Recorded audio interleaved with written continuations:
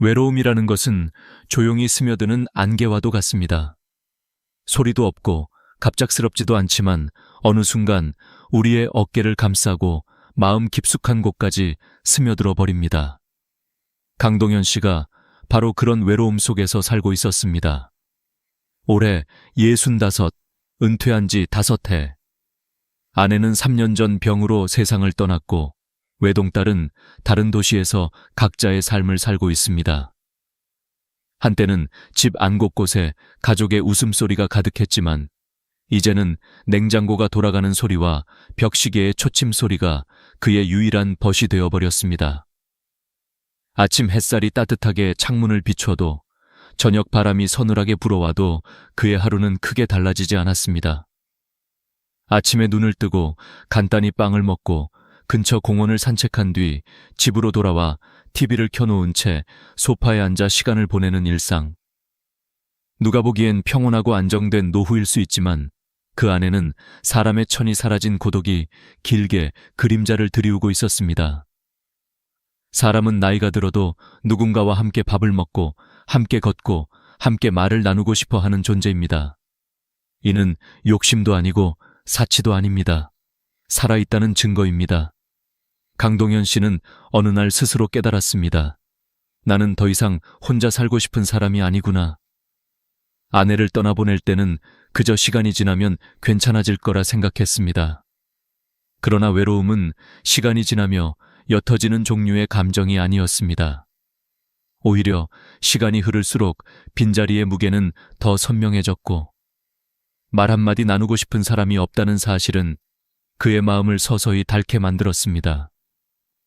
그래서 그는 용기를 냈습니다. 다시 한번 인연을 찾아보기로 말입니다. 누군가에게 자신의 삶을 맡기거나 의존하려는 것이 아니라 서로 기대고 의지하며 마지막 여정을 함께 걸어갈 수 있는 사람을 찾고 싶었습니다. 나이 든 사람의 사랑은 젊은 시절의 사랑과 다릅니다. 설렘보다 배려가 앞서고 열정보다 안정이 중요하며 겉모습보다는 마음의 깊이가 더 소중해집니다. 그에게 필요한 것도 그런 사랑이었습니다. 화려하지 않아도 좋고 드라마처럼 뜨겁지 않아도 괜찮았습니다. 그저 같은 식탁에서 따뜻한 국을 나누고 같은 길을 천천히 걸어가며 하루의 끝에 오늘도 수고했어요 라고 말해줄 사람이면 충분했습니다. 그래서 그는 아파트 관리인에게 조심스럽게 요청했습니다. 혹시 내 나이 또래이거나 적당히 마음이 따뜻한 분을 알고 계시다면 소개해 주실 수 있을까요? 누구에게 이런 부탁을 한다는 것은 쉬운 일이 아닙니다. 자존심도 두려움도 망설임도 모두 삼켜야 하는 일입니다. 그러나 외로움은 그런 것들보다 더 무거웠습니다. 며칠 후 관리인에게서 연락이 왔습니다. 동현 어르신, 괜찮은 분이 한 분 계십니다. 나이는 조금 차이가 나지만 성격이 좋고 성실한 분이라고 하시네요. 그 말은 오랜 시간 닫혀있던 그의 마음에 작은 등불처럼 들어왔습니다. 그는 그날 머리를 정돈하고 낡았던 셔츠 대신 단정한 재킷을 꺼내 입었습니다. 젊어 보이고 싶은 마음 때문만은 아니었습니다. 그저 진심을 담고 싶었던 것입니다. 약속 장소는 아파트 단지 안의 작은 공원이었습니다. 벤치 옆에는 늦겨울의 바람이 살짝 불어오고 아이들이 멀리서 뛰노는 소리가 들렸습니다. 그 소리는 오래전 자신의 딸이 어릴 때 놀던 모습과 겹쳐 보였습니다. 그는 천천히 숨을 고르며 그 자리를 지켰습니다. 하지만 기다림은 생각보다 길었습니다. 10분, 20분, 그리고 30분. 그 시간 동안 그의 가슴 속에서는 설렘과 불안이 얇은 선 위를 오갔습니다. 혹시 마음이 바뀐 건 아닐까? 내가 너무 기대한 걸까? 그러던 순간 멀리서 한 여성이 걸어오고 있었습니다. 생각보다 젊어 보였고 걸음걸이에는 확신이 느껴졌습니다. 그녀가 다가오는 동안 그의 가슴은 오랜만에 천천히 두근거리기 시작했습니다. 이 만남이 어떤 의미를 남길지, 이 길 끝에 무엇이 기다리고 있을지는 알 수 없었습니다. 그러나 한 가지는 분명했습니다. 그는 그 순간 혼자가 아니었습니다. 그리고 그것만으로도 그의 하루는 달라지고 있었습니다. 설렘은 생각보다 조용하게 다가옵니다. 강동현 씨는 공원 벤치에 앉아 그녀가 걸어오던 순간을 또렷하게 기억했습니다. 최혜진 씨. 그녀는 단정하면서도 당당한 사람이었고 자신을 소개하는 목소리에는 오랜 세월을 홀로 이겨낸 사람만이 가진 단단함이 묻어 있었습니다. 그녀와 마주 앉아 대화를 시작했을 때 강동현 씨의 마음에는 오랜만에 따뜻한 기운이 번졌습니다. 누군가와 눈을 맞추고 이야기를 나누고 함께 웃는 시간은 그에게 정말 오랜만에 찾아온 선물 같은 순간이었습니다. 서로의 취미, 생활 습관, 건강 상태와 연금 이야기까지 자연스럽게 오갔습니다. 그녀는 10년 전에 이혼했고 혼자 지낸 시간이 길다고 말했습니다. 그래서인지 그녀의 말투에는 세상에 휘둘리지 않는 독립적인 정서가 깃들어 있었습니다. 강동현 씨는 그 점이 다시 마음을 끄는 요소였고 동시에 약간의 두려움이 되기도 했습니다. 누군가는 외로움 속에서 누군가를 원하지만 또 다른 누군가는 그 외로움 속에서 살아가는 법을 배워버립니다. 그 차이는 관계의 온도를 결정짓는 중요한 요소입니다. 그러던 중 그녀가 갑자기 그의 손을 살며시 잡았습니다. 너무 자연스러워 오히려 강동현 씨는 순간적으로 숨이 막힐 정도로 당황했습니다. 그녀는 밝은 미소를 짓고 말했습니다. 가요. 집 먼저 가보죠. 제가 직접 요리해 드릴게요. 사람은 밥상을 보면 그 사람 마음이 보이는 법이에요. 그 말은 로맨틱할 수도 있었지만 동시에 너무 빠르고 너무 직접적이었습니다. 강동현 씨는 서둘러 손을 빼며 조심스럽게 말했습니다. 우선 여기서 천천히 더 이야기하고 서로 알아가는 게 좋지 않을까요?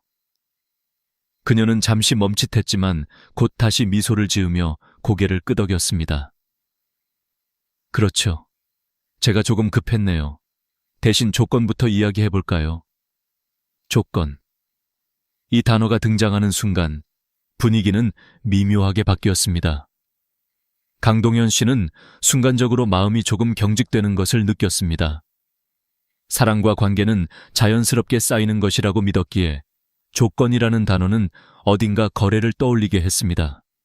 하지만 그는 예의를 잃지 않기 위해 고개를 끄덕였습니다. 먼저 자신의 기준을 솔직하게 말했습니다. 저는 지적인 사람을 좋아합니다. 서로 대화가 통하고 서로를 존중할 수 있는 관계요. 나이가 좀 차이 나도 괜찮지만 마음이 함께 나이를 먹을 수 있어야 하지 않을까요? 그러자 그녀는 한참 동안 웃음을 터뜨렸습니다. 그것은 조롱도 비웃음도 아닌 약간은 쓸쓸함이 섞인 웃음이었습니다. 그 말 참 오래된 시대의 귀한 말 같네요. 그녀는 다리를 꼬고 자세를 편 뒤 진지한 표정으로 그를 바라보았습니다. 좋아요. 그럼 이번엔 제가 말해볼게요. 제가 원하는 조건들. 그녀는 숨을 고르고 한 가지씩 또렷하게 흔들림 없이 말했다. 첫 번째, 6개월 동거, 그리고 동거 전에 500만 원의 보증금. 그녀는 이렇게 말했다. 진심이라는 건 책임을 동반하는 법입니다. 저는 또 실패하고 싶지 않아요. 서로 마음이 맞으면 좋고 맞지 않으면 최소한의 정리 비용이 필요하죠.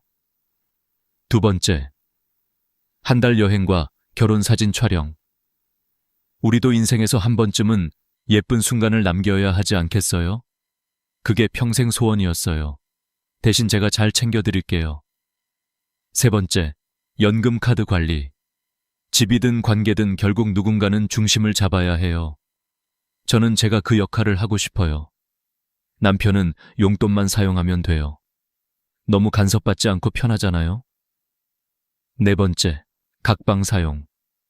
저는 오랫동안 혼자 잤기 때문에 누군가와 같은 침대를 사용하는 게 불편해요. 서로의 잠을 지켜주는 게 더 따뜻한 관계라고 생각해요. 그녀는 모든 조건을 말한 뒤 마지막으로 이렇게 덧붙였습니다. 대신 집안일과 명절 준비는 제가 다 할게요. 식탁에서 일어나지 못할 만큼 맛있는 음식 해드릴게요. 저는 시들지 않는 꽃이에요. 저를 잘 돌보면 평생 함께 피어 있을 수 있어요. 그 말은 아름답게 들릴 수도 있었지만 그 순간 강동현 씨의 가슴 속에는 이상한 서늘함이 피어올랐습니다. 그의 마음은 조용히 말하고 있었습니다. 이 관계는 둘의 손을 맞잡는 것이 아니라 한 사람이 다른 사람 위에 서게 되는 구조일지도 모른다. 사랑은 서로의 빈자리를 채워주는 것이지 한 사람의 세계에 다른 사람을 끼워 맞추는 것이 아닙니다. 그는 그녀를 이해하려고 했습니다. 아마 그녀도 상처가 많았을 것이고 그래서 스스로를 지키는 방식으로 이렇게 조건을 만들어냈을 것입니다. 하지만 그럼에도 불구하고 그의 마음은 그 조건들을 받아들이기엔 너무 무겁고 불편했습니다. 조금의 침묵이 흘렀고 결국 그는 천천히 자리에서 일어나 말했습니다. 죄송합니다만 저는 이 관계를 이어갈 수 없을 것 같습니다. 그녀는 아무 말도 하지 않았습니다. 단지 조용히 시선을 떨어뜨렸습니다. 강동현 씨는 천천히 공원을 걸어 나왔습니다. 바람이 불었지만 이번엔 추위가 아니라 묘한 해방감이 느껴졌습니다. 사람은 나이가 들어도 마음은 여전히 선택할 수 있습니다. 그리고 그 선택에는 존엄이 담겨 있습니다. 공원을 벗어나 집으로 돌아가는 길, 강동현 씨의 발걸음은 천천히 흘렀습니다. 마음이 무겁기도 하고 이상하게도 가벼운 듯한 묘한 감정이 동시에 밀려왔습니다. 한편으로는 아쉬움이 남았고 또 한편으로는 잘한 선택이라는 확신이 있었습니다. 그는 스스로에게 물었습니다. 내가 지금 바라는 관계는 무엇일까? 누군가 곁에 있어주는 것 그 자체인가? 아니면 서로가 서로를 진심으로 존중하는 동반자인가? 그 질문은 그가 지금까지 살아온 날들과 앞으로 살아갈 날들을 다시 바라보게 만들었습니다. 집으로 돌아오자 익숙한 조용함이 그를 맞았습니다. 거실의 시계 초침소리, 창문 밖에서 들리는 바람과 차 소리, 그리고 어디에도 없는 누군가의 숨결. 그 고요함이 갑자기 날카롭게 다가왔습니다. 그는 소파에 앉아 천천히 한숨을 내쉬었습니다.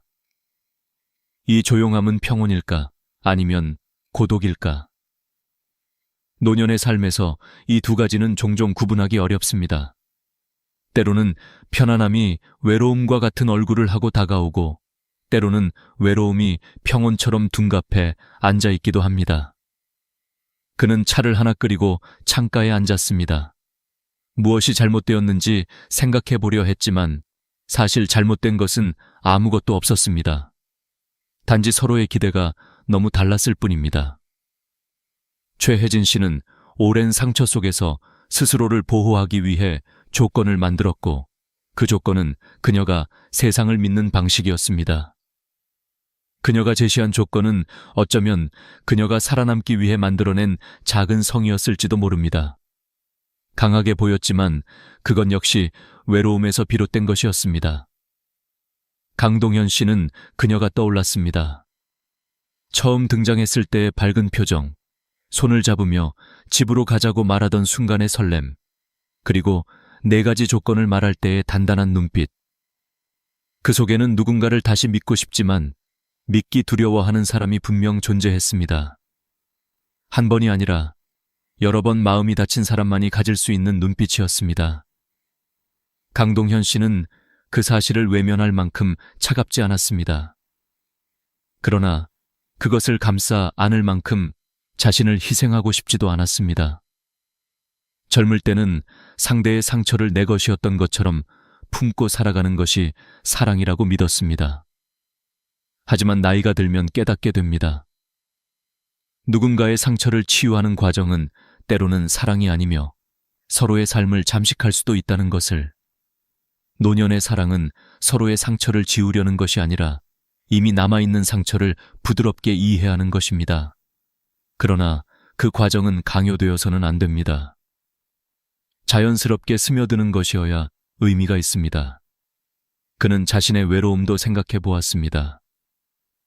아내가 떠난 후 너무 많은 밤을 혼자 보냈습니다. TV를 켜놓은 채 잠드는 날도 많았고 라디오 목소리에 기대어 하루를 마무리할 때도 많았습니다. 하지만 그 외로움은 단지 누군가가 곁에 없어서 생기는 것이 아니라 마음을 이해받지 못할 때 깊어지는 것이었습니다. 그러니 누군가 옆에 있다고 해서 그 외로움이 사라지는 것은 아닙니다. 오히려 불편한 관계는 외로움보다 더 큰 짐이 되는 법입니다. 조용한 집안에서 그는 마음속 깊은 곳에서 차분히 스스로에게 답을 내렸습니다. 나는 지금 남은 시간을 편안하게 살고 싶다. 억지로 사랑을 붙잡는 것이 아니라 자연스럽게 스며드는 온기를 기다리고 싶다. 그는 테이블 위에 놓여있던 오래된 사진 앨범을 천천히 펼쳤습니다. 젊은 시절 아내와 함께 여행을 갔던 사진들, 아이가 처음 걷던 날의 사진, 가족이 함께 웃던 식탁 위의 사진들. 사진 속에 그는 항상 누군가와 함께였고 그 표정에는 책임과 무게가 담겨 있었습니다. 그러나 지금의 그는 조금 다르다. 책임이 아니라 온기를 원한다. 누군가의 삶을 지켜주거나 이끌어주는 것이 아니라 그저 나란히 걷고 싶을 뿐이다. 그는 아주 조용히 미소를 지었습니다. 사람은 평생 동안 수많은 관계를 만납니다. 어떤 관계는 스쳐 지나가고 어떤 관계는 단단히 남습니다. 하지만 노년의 관계는 다릅니다. 이 시기의 관계는 계산이 아닌 진심으로 선택해야 합니다. 억지로 시작된 인연은 결국 마음의 짐이 되고 적당히 타협한 사랑은 결국 외로움을 더 깊게 만듭니다. 강동현 씨는 알았습니다. 이별은 때로는 도망이 아니라 선택이다. 그리고 그 선택에는 스스로를 지키는 용기가 담겨 있습니다. 그는 천천히 창문을 열었습니다. 차가운 바람이 들어왔습니다. 하지만 이번 바람은 쓸쓸하지 않았습니다. 어쩌면 새로운 계절이 오고 있는지도 모릅니다. 그날 이후 며칠 동안 강동현 씨는 자신이 한 선택을 곱씹으며 조용히 일상을 이어갔습니다. 아침이면 여느 때처럼 따뜻한 물로 씻고 차 한 잔을 내린 뒤 창가에 앉아 거리를 내려다보았습니다. 출근길 사람들은 빠르게 지나가고 아이들은 등교버스를 향해 뛰어가고 가끔 공원에서는 노부부가 서로 팔짱을 끼고 천천히 걸었습니다. 그 모습을 보며 그는 가만히 생각했습니다. 저 나이에도 서로를 바라볼 수 있는 사람, 그런 인연이 가능할까? 그러나 곧 마음속에서 조용한 대답이 들렸습니다. 가능은 하다. 하지만 서두르면 안 된다. 사람과 사람이 만나 서로에게 기대어 살아간다는 것은 결코 가벼운 일이 아닙니다. 특히 노년의 관계는 더 그렇습니다. 젊은 시절에는 사랑이 설렘과 열정으로 시작되지만 나이가 들면 사랑은 안정과 이해로 완성됩니다. 서로의 상처, 살아온 시간, 기억, 습관까지 함께 받아들여야 합니다. 그러나 그 받아들임이 희생이 되어서는 안 됩니다. 상대를 바꾸려 하지 않고 나를 잃어버리지 않는 사이의 균형.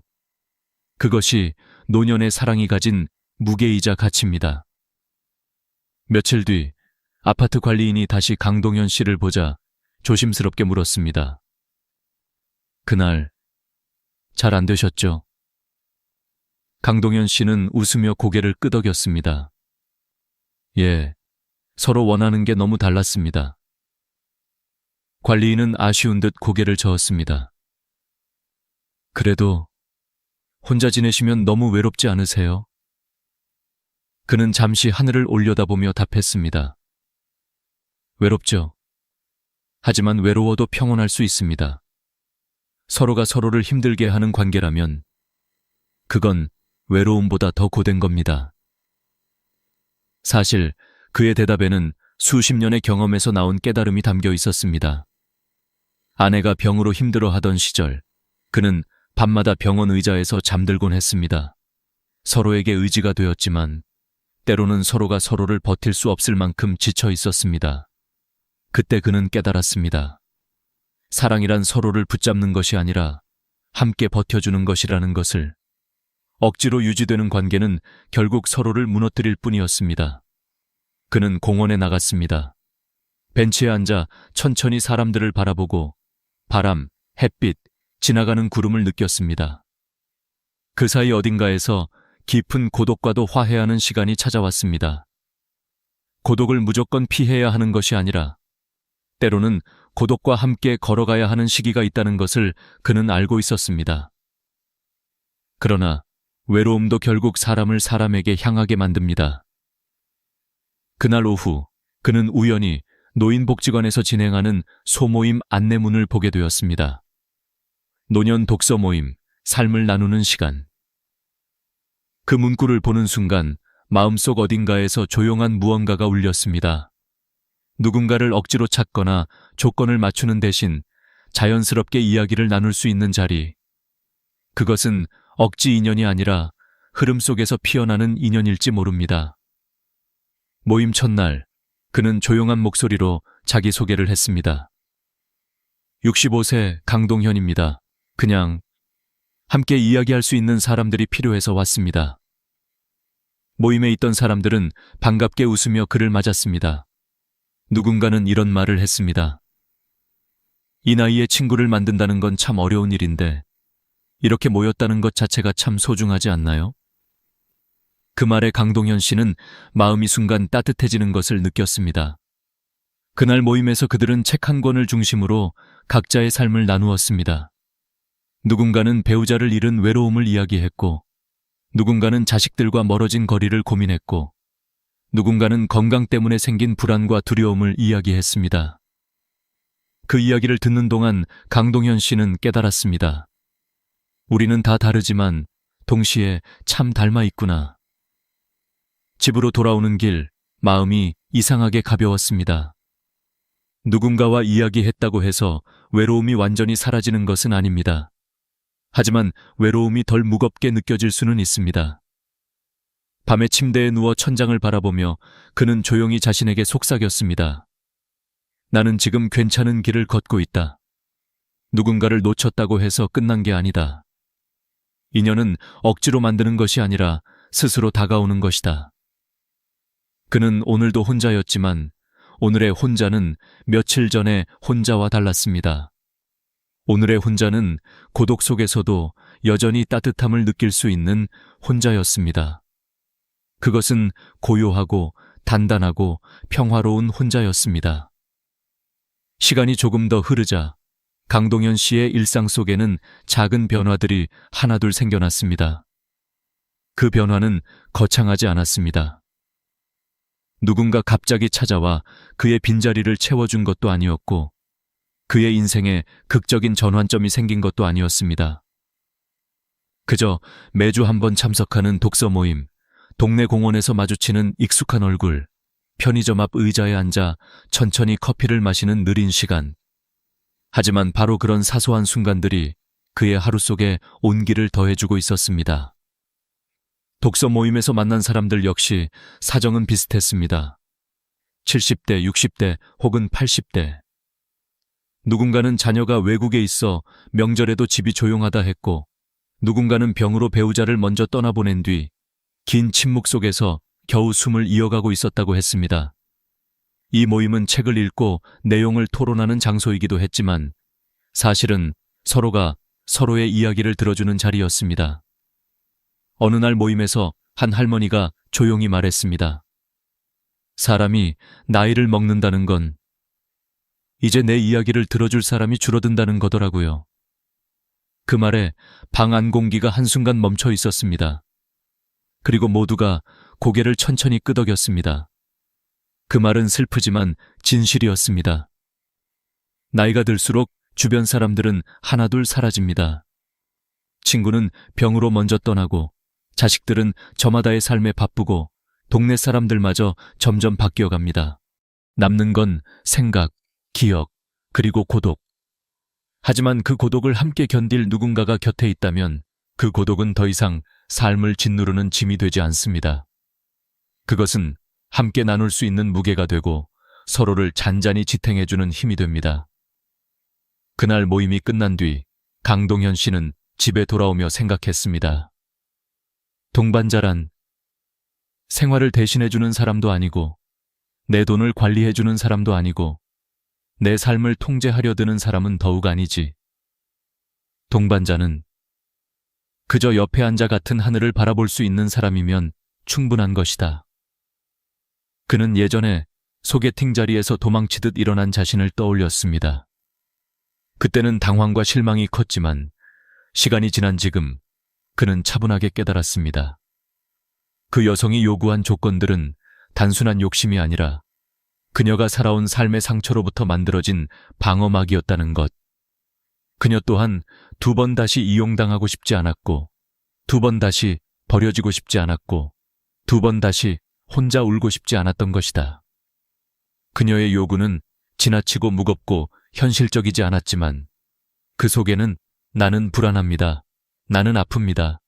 나는 또 다치고 싶지 않습니다. 라는 소리가 숨어 있었다는 것을 이제서야 이해할 수 있었다. 그러나 이해와 수용은 다른 문제입니다. 상대의 상처를 이해한다 해서 그 상처를 대신 안아야 하는 것은 아닙니다. 나의 삶 또한 지켜야 하기 때문입니다.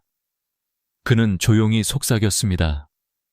우리는 모두 상처받아 살아왔다. 하지만 상처가 조건이 되어선 안 된다. 며칠 뒤 독서 모임에서 한 할아버지가 말했습니다. 젊을 땐 사랑이 감정으로 시작했지만 나이 들어 찾는 사랑은 평온을 주는 사람입니다. 강동현 씨는 그 말을 깊게 마음에 새겼습니다. 평온. 이 단어는 그가 오래전부터 잃어버리고 찾고 있던 감정이었습니다. 그는 더 이상 드라마 같은 사랑을 원하지 않았습니다. 누가 그의 외로움을 완전히 없애주길 바라지도 않았습니다. 그저 서로의 침묵이 불편하지 않은 사람. 같은 밥을 먹고 같은 거리를 걷고 말이 없어도 괜찮은 사람. 그런 사람 한 명이면 충분했습니다. 그날 밤 창가에 기대어 조용히 빛나는 도시 불빛을 바라보며 그는 느꼈습니다. 마음은 여전히 외롭지만 그 외로움 위에 조용한 희망이 내려앉고 있다는 것을, 그리고 그는 처음으로 억지로 누군가를 찾지 않아도 된다는 사실이 얼마나 큰 해방인지 깨달았습니다. 외로움과 함께 살아가는 법을 알게 되면 사람을 찾는 방식도 달라집니다. 절실함이 아닌 여유 속에서 인연이 다가오게 됩니다. 그는 이제 기다릴 수 있었습니다. 급하지 않았습니다. 서두를 필요도 없었습니다. 인연은 때가 되면 조용히 문을 두드리는 법이니까요. 그렇게 시간이 흘러 어느덧 가을이 다가왔습니다. 공원에 서 있던 나무들은 서서히 잎의 색을 바꾸기 시작했고 강동현 씨의 마음도 그 계절처럼 조용하고 천천히 변해가고 있었습니다. 그는 이제 더 이상 누군가를 급하게 찾지 않았습니다. 외로움이 사라진 것은 아니었지만 그 외로움을 무서워하지 않게 되었습니다. 외로움이란 적이 아니라 오래 함께 살아온 그림자 같은 것이라는 걸 알게 되었기 때문입니다. 누군가는 외로움을 견디지 못해 아무 인연이나 붙잡고, 또 누군가는 상처를 두려워해 사람을 거부하지만 강동현 씨는 그 중간에서 조용히 자신의 감정을 인정하고 받아들일 수 있는 사람이 되어가고 있었습니다. 어느 날 독서 모임이 끝난 후 공원을 걷고 있는데 벤치에 앉아 책을 읽고 있는 한 중년 여성이 눈에 들어왔습니다. 그녀는 조용하고 단정한 인상을 풍겼고 바람에 머리카락이 살짝 흩날렸습니다. 동현 씨는 지나치려다가 잠시 멈춰 섰습니다. 예전의 그였다면 새로운 만남을 피하거나 혹은 너무 절실한 마음에 서둘러 말을 걸었을지도 모릅니다. 그러나 이번엔 달랐습니다. 그는 깊게 숨을 들이쉬고 자연스럽게 벤치 옆에 앉았습니다. 가을바람이 참 좋네요. 그녀는 책을 덮으며 천천히 미소를 지었습니다. 네, 이 계절은 조용해서 좋아요. 시끄럽게 울지도 않고 너무 화려하지도 않고요. 두 사람의 첫 대화는 아주 소박했습니다. 서로의 이름을 묻지도 않았고 나이나 경력, 연금, 가족 상황을 묻지도 않았습니다. 그저 같은 계절을 느끼는 사람으로서 잠시 머무른 것이었습니다. 이것이 바로 나이가 든 사랑의 출발선이었습니다.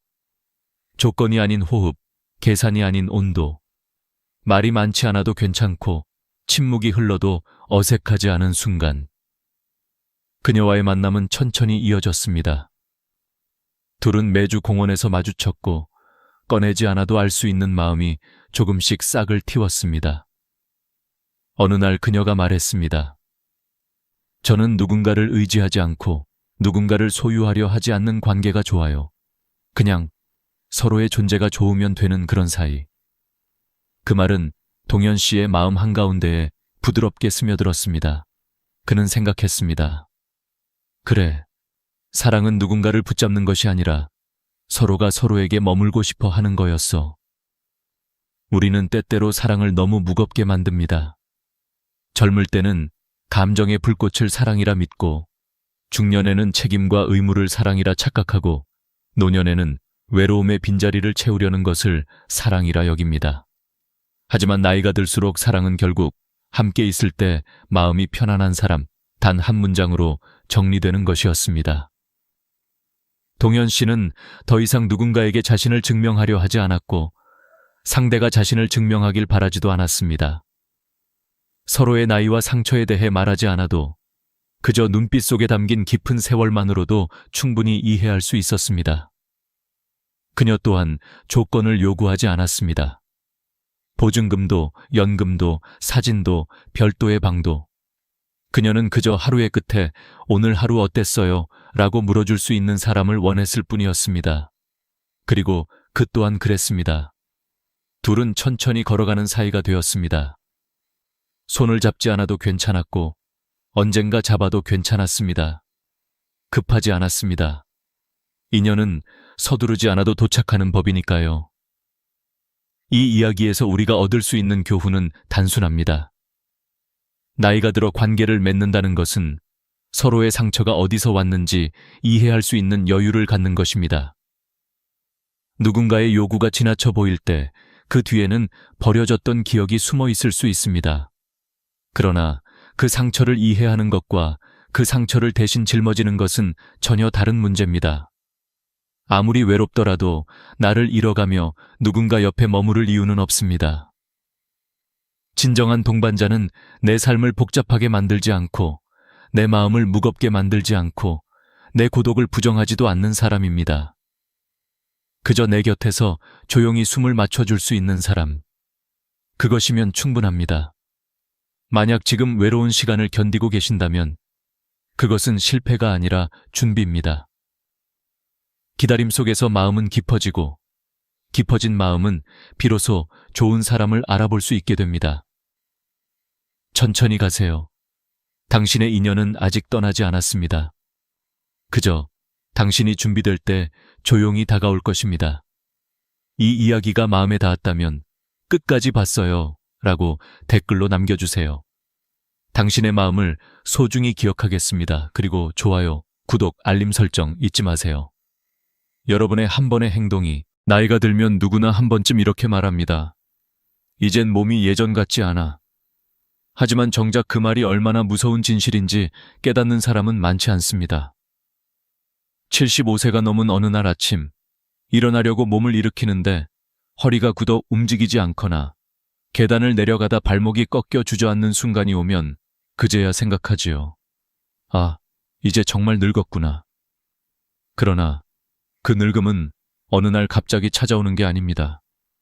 우리가 조금씩 방심한 사이에 운동을 미루고 검진을 미루고 조금 아파도 괜찮겠지 하며 흘려보낸 세월 속에서 천천히 쌓여온 결과입니다.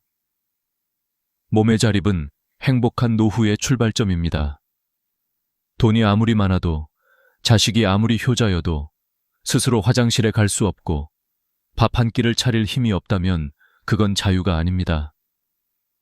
누군가의 도움 없이는 일어나지도 못하고 병원 가는 날마다 남의 손을 빌려야 한다면 그건 삶의 자립이 아니라 생존의 연장일 뿐입니다.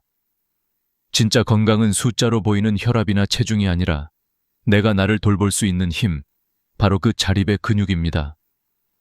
많은 어르신들이 이렇게 말씀하십니다. 이 나이에 운동이 무슨 소용이야. 하지만 과학은 다르게 말합니다. 하버드 의대의 연구에 따르면 70세 이후에도 매일 30분 걷기를 꾸준히 하면 심장 질환 위험이 40% 이상 낮아지고 뇌로 가는 혈류가 활발해져 치매 예방에도 큰 도움이 된다고 합니다. 걸음은 약입니다. 약값이 들지 않고 부작용이 없습니다. 매일 걷는 사람은 근육이 기억을 지키고 근육이 있는 사람은 삶을 붙잡을 힘을 잃지 않습니다. 그리고 잊지 말아야 할 또 하나, 잠입니다. 많은 분들이 나이 들면 원래 잠이 없지 라고 말씀하시지만 사실 그렇지 않습니다. 수면은 뇌를 청소하는 시간입니다. 밤마다 우리 뇌 속에서는 베타아밀로이드라는 노폐물을 청소하는데 잠을 깊게 자지 못하면 이 물질이 쌓여 치매 위험이 2배 이상 높아집니다. 밤에 뒤척이며 새벽까지 TV를 켜두는 습관은 몸뿐 아니라 마음까지 피로하게 만듭니다. 규칙적으로 같은 시간에 자고 같은 시간에 일어나세요. 낮잠은 30분을 넘기지 않는 게 좋습니다. 오래 자면 오히려 밤에 잠이 오지 않아 악순환이 됩니다. 몸을 지키기 위한 또 하나의 지혜는 넘어지지 않는 것입니다. 요양원에 계신 어르신 10분 중 4분은 단 한 번의 낙상사고로 누워 지내게 되었다고 합니다.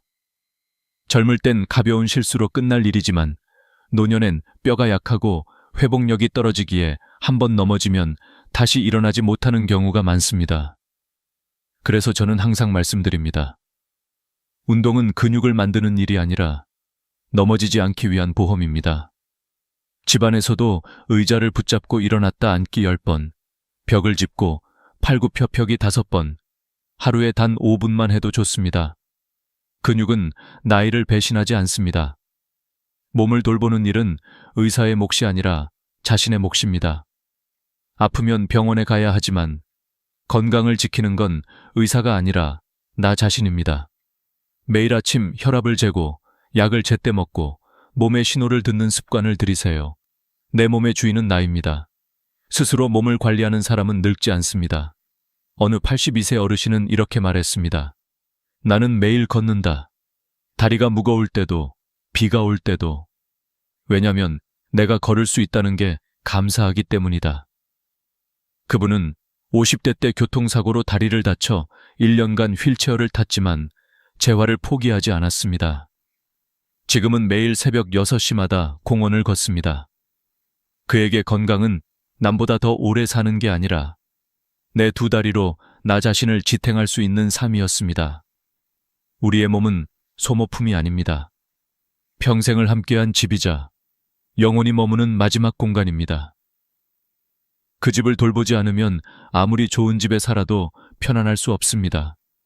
그래서 지금이라도 늦지 않았습니다. 오늘 저녁에는 TV를 끄고 거실을 천천히 걸어보세요. 무릎의 소리를 들어보세요. 그게 바로 내 몸의 목소리입니다. 몸은 말없이 신호를 보냅니다. 그 신호를 무시하면 언젠가 몸이 먼저 멈춰버립니다. 하지만 지금 돌보면 몸은 반드시 보답합니다. 여러분, 진짜 자유는 돈에서 오는 것이 아닙니다.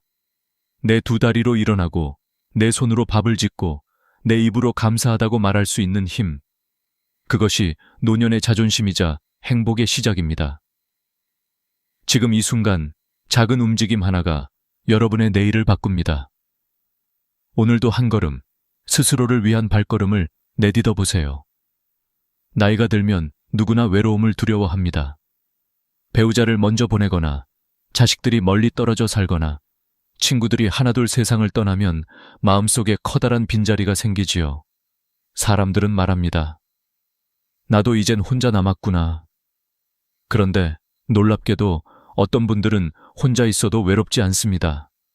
그분들의 표정에는 평화가 있고 하루하루를 즐기는 여유가 있습니다. 반면 어떤 분들은 가족이 곁에 있어도 늘 허전하고 쓸쓸함을 이기지 못합니다. 같은 혼자인데 왜 이렇게 다를까요? 그 차이는 바로 혼자 있는 힘을 가진 사람과 그렇지 못한 사람의 차이입니다. 젊을 때는 혼자 있을 시간이 거의 없었습니다. 일과 집안일, 자식 교육에 쫓기며 자신을 돌볼 틈이 없었지요. 그러나 이제는 상황이 달라졌습니다. 주변이 조용해지고 하루의 대부분을 자신과 마주하게 됩니다.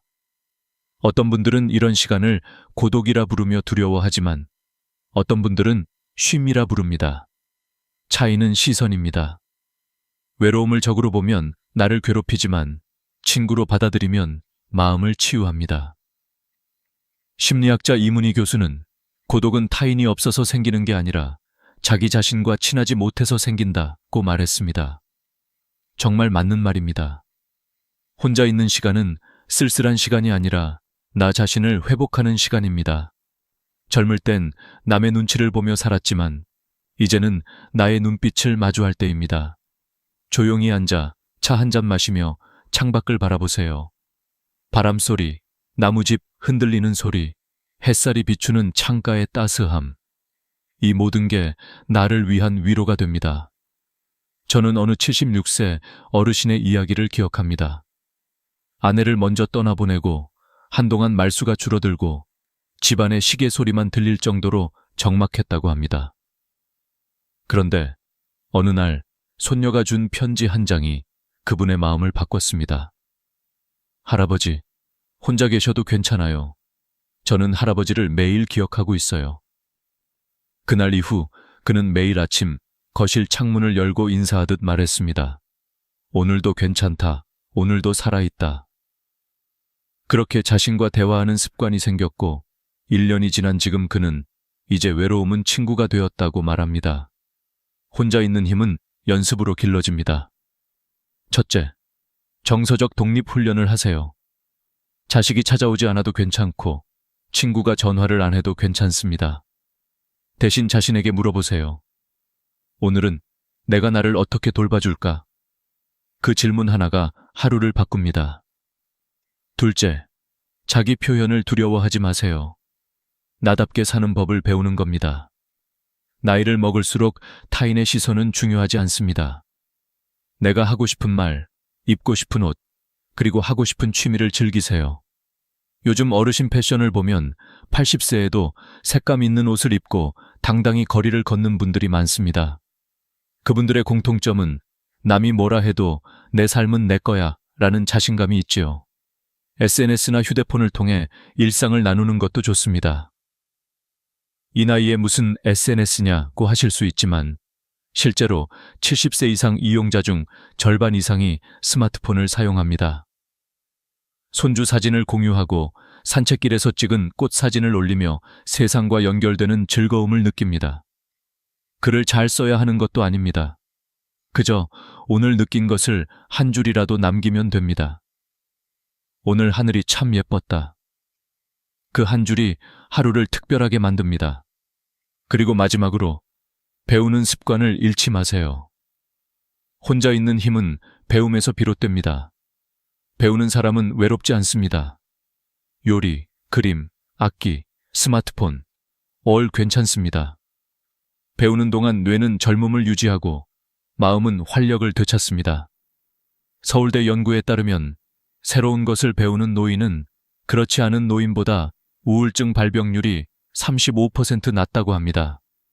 그만큼 배움은 마음의 비타민입니다. 외로움은 피해야 할 감정이 아닙니다.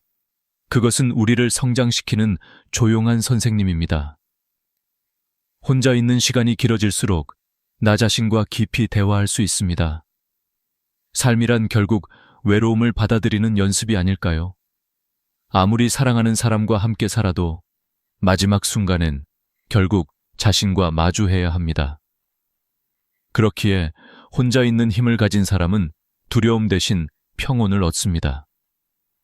여러분, 외로움이 찾아올 때마다 이렇게 생각해 보세요. 나는 지금 나 자신을 만나고 있다. 그 순간 외로움은 적이 아니라 동반자가 됩니다. 혼자 있어도 외롭지 않은 사람, 그것이 바로 진정으로 자유로운 사람입니다. 그 자유를 배우는 데는 나이가 필요하지 않습니다. 지금 이 순간부터 시작하면 됩니다. 나이가 들면 몸보다 먼저 불편해지는 것이 생활 환경입니다.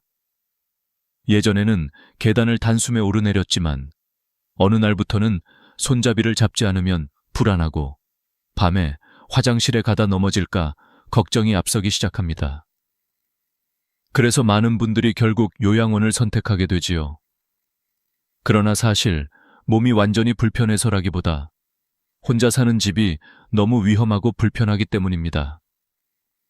이 부분을 조금만 바꾸면 누구나 오랫동안 자신의 집에서 독립적으로 지낼 수 있습니다. 행복한 노후의 세 번째 조건은 바로 생활 자립 환경을 만드는 것입니다. 집은 단순히 머무는 공간이 아니라 삶을 지탱하는 시스템입니다. 젊을 때는 집이 크고 멋있어야 좋다고 생각하지만 나이 들어서는 작아도 안전하고 따뜻한 집이 최고입니다.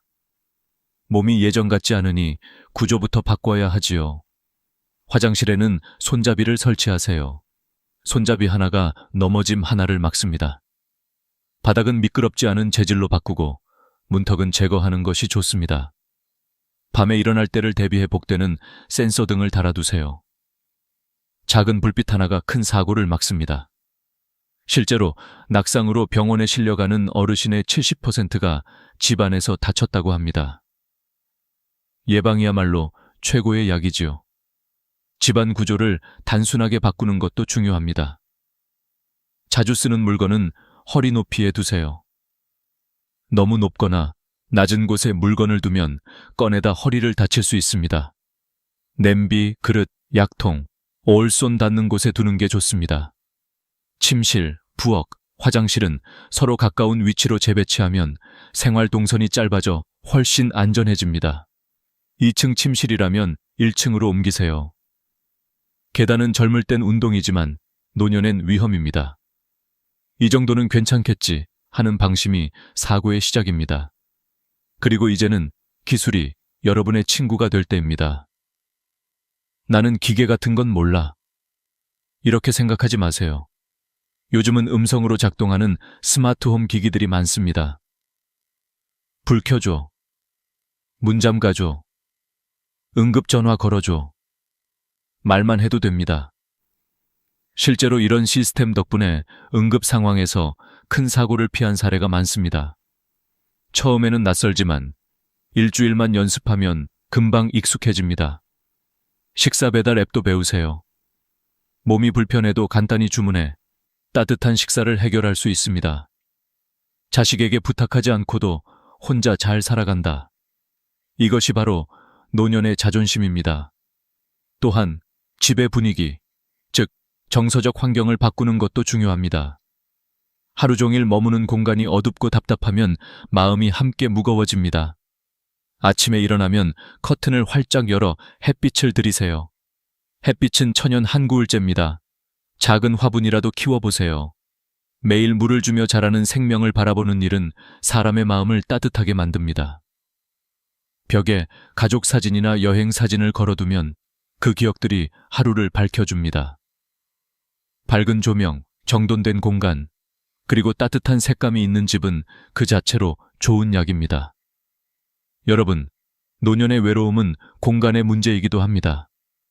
집이 좁아도 주변과 연결되어 있으면 외롭지 않습니다.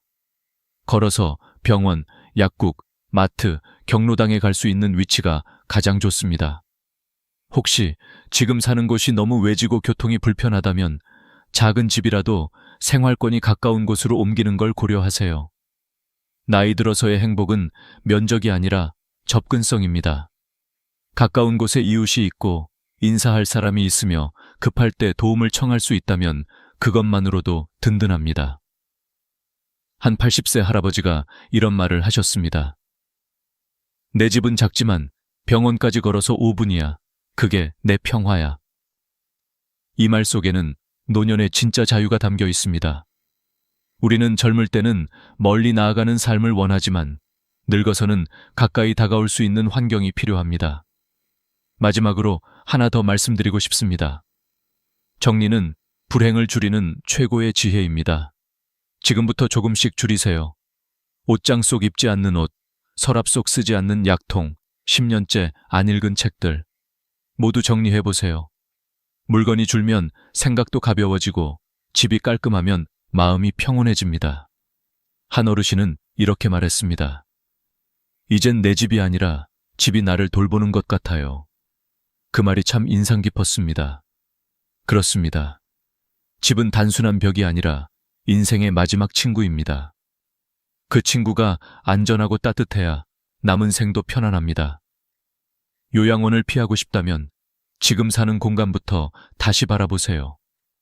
몸이 머무는 공간이 곧 마음이 쉬는 자리입니다. 작은 변화가 큰 평화를 만듭니다. 오늘 한 가지라도 바꿔보세요.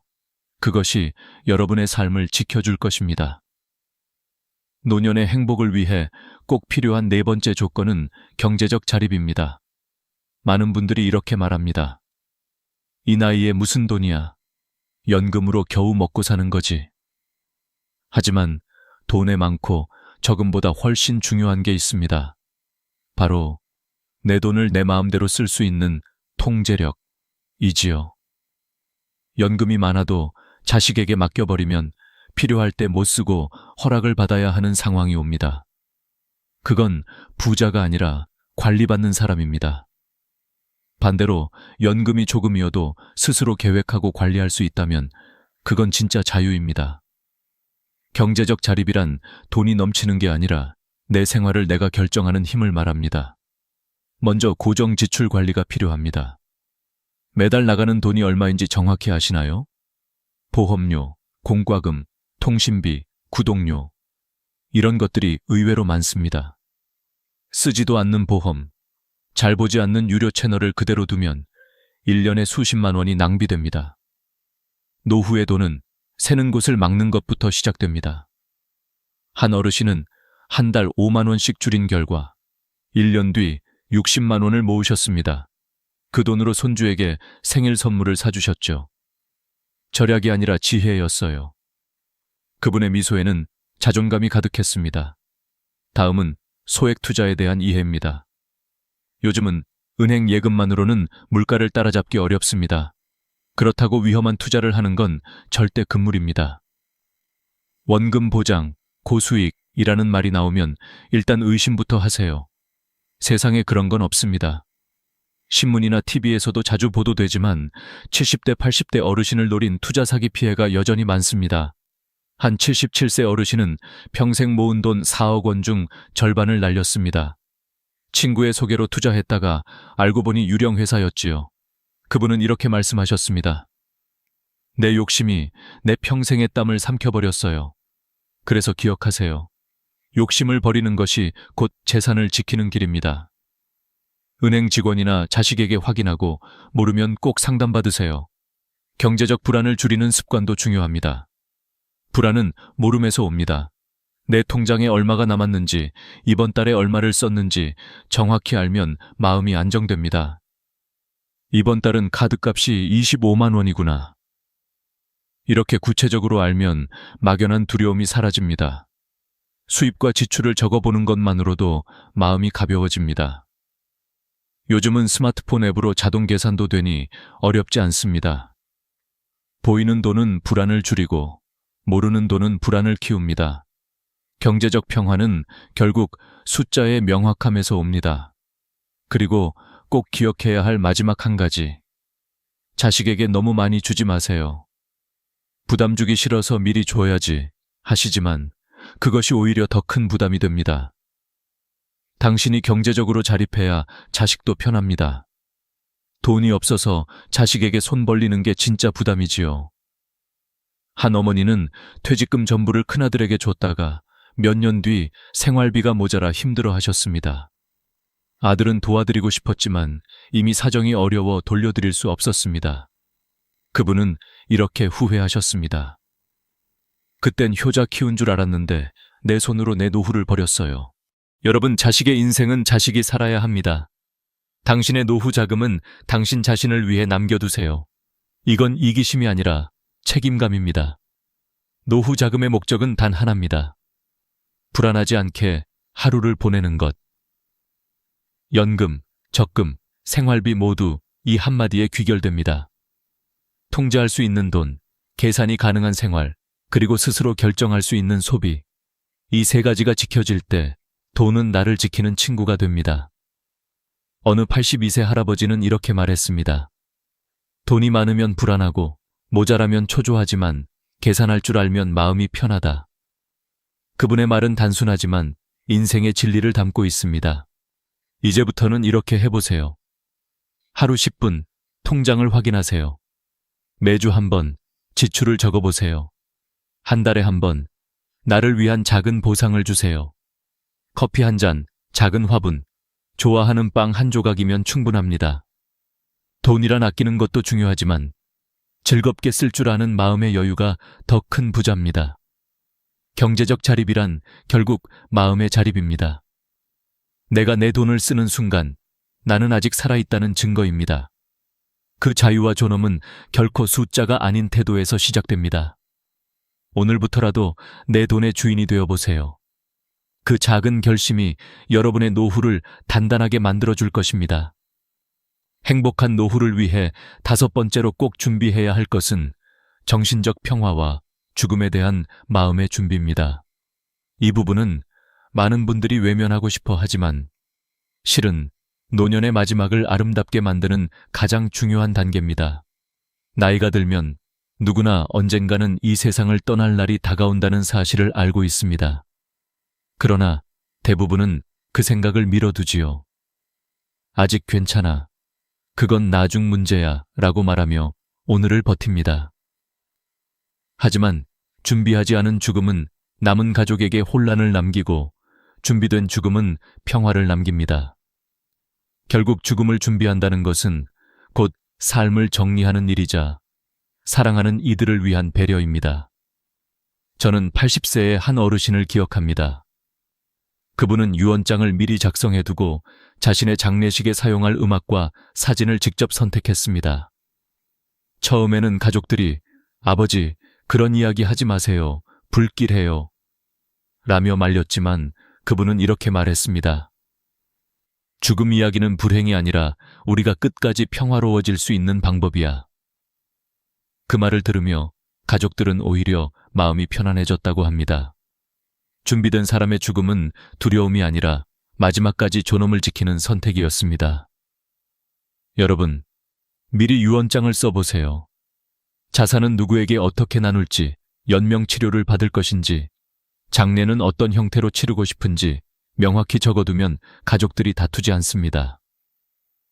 내가 떠난 후 남은 이들이 마음을 다치지 않도록 하는 것, 그것이 진정한 사랑의 마무리입니다. 일본에서는 이미 70대의 절반 이상이 엔딩 노트를 작성했다고 합니다. 한국에서도 조금씩 이 문화가 퍼지고 있습니다. 늦었다고 생각될 때가 가장 빠른 때입니다. 그리고 죽음을 단순히 끝이 아닌 삶의 마지막 계절로 바라보세요. 인생에도 봄, 여름, 가을, 겨울이 있습니다. 젊음이 봄과 여름이라면 노년은 가을과 겨울입니다. 가을의 낙엽이 아름답듯 겨울의 고요함이 평화롭듯 노년에도 그 나름의 색이 있습니다. 한 스님은 이런 말씀을 하셨습니다.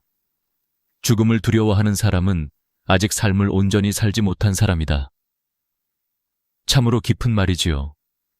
죽음을 받아들이는 순간 오히려 지금의 하루가 훨씬 더 빛나 보입니다. 오늘이 마지막이라면 그 하루를 더 따뜻하게 살고 싶어지니까요. 그렇다면 우리는 구체적으로 무엇을 할 수 있을까요? 첫째, 삶의 정리를 스스로 디자인하세요.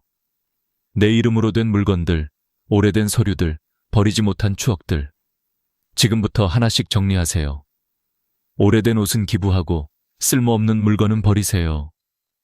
물건이 줄면 마음이 가벼워지고 집이 깨끗해지면 생각도 맑아집니다. 어느 할머니는 이렇게 말씀하셨습니다. 내가 떠난 뒤 자식이 내 물건을 버리며 울게 하고 싶지 않아. 그래서 살아있는 동안 조금씩 줄였다고 합니다. 그분의 집은 조용하지만 깔끔했고 얼굴에는 깊은 평화가 있었습니다. 둘째, 사랑하는 사람들에게 남기고 싶은 말을 지금 하세요. 나중에 하려면 늦습니다. 사랑한다, 고맙다, 미안하다는 말은 지금 해야 합니다. 살아있을 때 표현하지 않으면 나중에는 아무 의미가 없습니다. 한 할머니는 남편이 세상을 떠난 뒤 매일 편지를 썼다고 합니다. 여보, 오늘도 고마웠어요. 당신이 남긴 따뜻한 말 한마디 덕분에 하루를 견뎠어요. 그 편지들은 결국 감사의 일기가 되었고 손주들에게 전해져 가족의 이야기가 되었습니다. 말 한마디가 세대를 이어주는 다리가 된 것입니다. 셋째, 하루하루를 감사로 채워보세요. 감사는 마음의 평화를 만드는 가장 단순한 방법입니다. 오늘 아침 눈을 떴다는 것, 밥을 맛있게 먹었다는 것, 누군가의 안부를 들을 수 있었다는 것, 이 모두가 기적입니다. 매일 자기 전에 감사한 일 3가지를 적어보세요. 처음엔 억지로 써야 할 수도 있지만 일주일만 지나면 세상이 달라 보입니다. 감사하는 눈으로 보면 모든 순간이 선물처럼 느껴집니다. 그리고 마지막으로 삶의 의미를 잃지 마세요. 퇴직하고 자식들이 독립하면 이제 나는 뭐 하지? 라는 허무함이 찾아옵니다. 그러나 인생은 여전히 우리에게 할 일을 남겨둡니다. 화초를 가꾸며 생명의 숨결을 느끼거나 이웃에게 작은 도움을 주거나 경로당에서 이야기를 나누는 것도 다 의미 있는 일입니다. 당신의 존재가 누군가에게 힘이 되고 위로가 된다면 그것이 곧 삶의 이유입니다. 한 83세 어르신은 매주 금요일마다 마을 복지관에서 청소를 하십니다. 사람들은 그 나이에 힘들지 않으세요? 묻지만 그분은 웃으며 말합니다. 이 나이에 할 수 있는 일이 있다는 게 얼마나 감사한 일인지 몰라요. 바로 그 마음이 인생의 평화입니다. 죽음을 준비한다는 것은 삶을 포기하는 게 아닙니다. 오히려 삶을 가장 깊이 이해하는 길입니다.